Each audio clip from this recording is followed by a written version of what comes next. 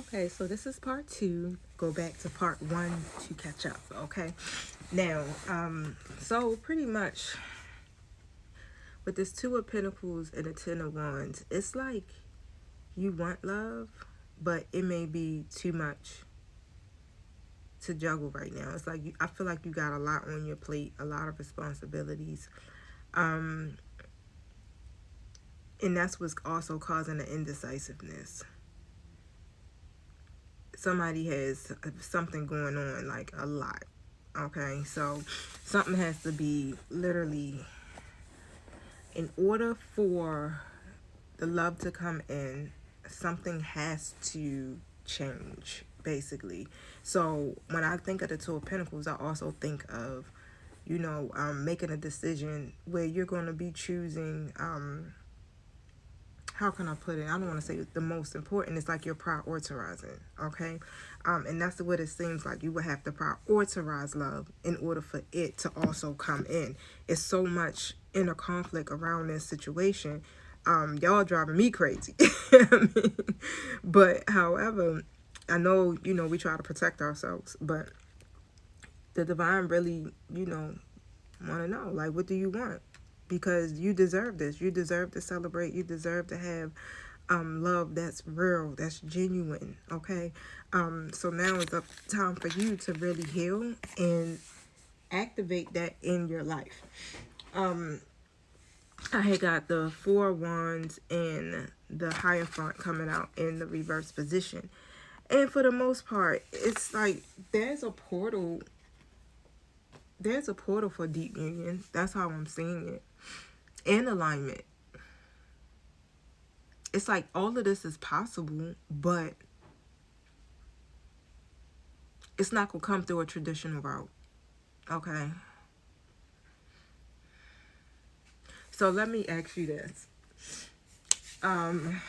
Redefine what love is to you. Okay? Or what commitment and a union mean outside of the old systems, outside of the old timelines, the old rules. So once you discover that, I feel like it can help you to kind of understand what the divine is doing right now, because it's definitely not going to be a conventional. It's like, yeah, it's definitely not going to be your traditional type of thing here. Okay, it's like you're building your own temple of love. It's like you are now with that higher front energy. Like you are now defining what that is to you. Okay, so I feel like in order to have that outcome or the alignment that you're looking for in your connection,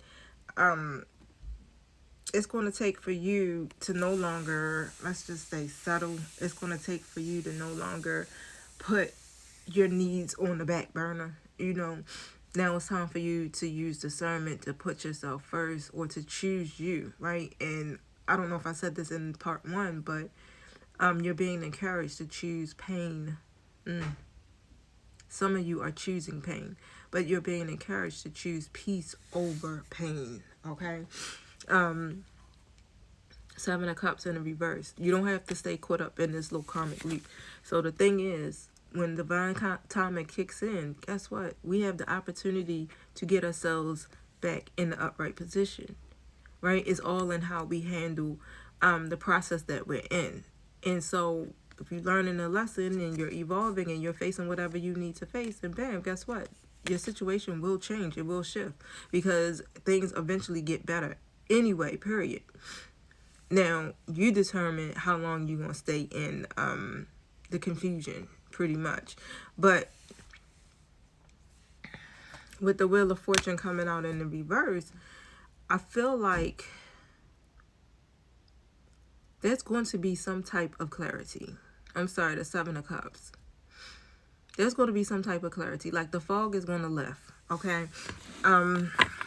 Many of the collective are seeing past the illusions. Clarify. And this is like one of these things. It's like a recognition of who you are, who divine feminine is, okay? who the karmics are, right? Even if it comes down to just a situation, if there is no karmic, third party. But it's like they are now beginning to align with their higher truth. Clarify. So wherever the confusion lies, it's going to become more clear. All right. So this is what the outcome is going to bring for you. I want to treat you the way you deserve. Okay. And so the masculine already know. And once you decide that you know what you deserve, then they can bring that to you. Okay. So let's get out of whatever the illusion is and just really get clear, right? I feel like, once that all happens, like your heart can literally lead, okay? Your soul can lead within this situation because, again, these connections work on a soul level. I feel like, the outcome is going to bring you the real thing, all right? You're always on my mind.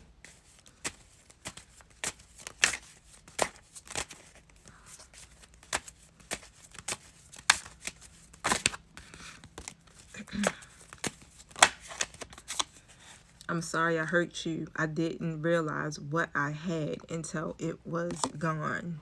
And that's always the case, right? But the thing is, y'all, you guys are moving through a karmic clearing.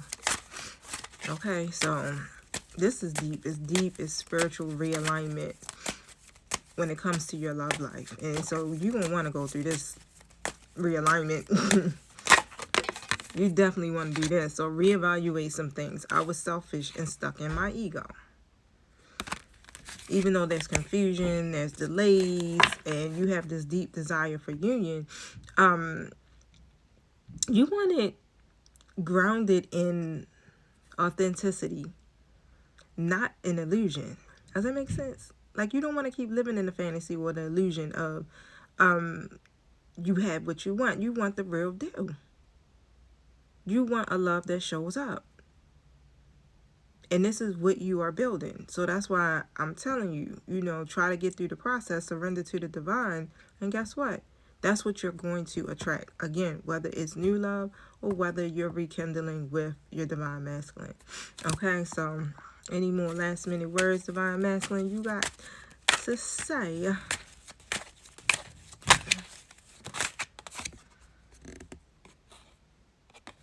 They have been working on themselves. Okay, so hopefully you guys are continuing to work on yourself. Like, do what you need to do for you in this time, because again, like I said, it's a season of pausing. Okay, where you're doing the reflecting, you're doing the self-evaluating, and you're not making any moves. All right, you're just reflecting. Now you got to decide what love looks like to you, right? Because it's not going to come through the traditional ways. Okay, so if you do want to get a personal reading or some type of twin flame coaching, divine feminine coaching, reach out to me via my inbox, any one of them. All right, and I'll respond to you as soon as I can. If you are not following me, I would definitely encourage you to follow me so your message won't go into, what's that mail called? It's not the mail. It'd be like in the hidden mail. I can't think of the name of it. And you don't know you got it until you go actually look in there. Okay, so I can actually see your email come through, definitely request me or follow, however it goes. Thank you so much again for tuning in. Peace out.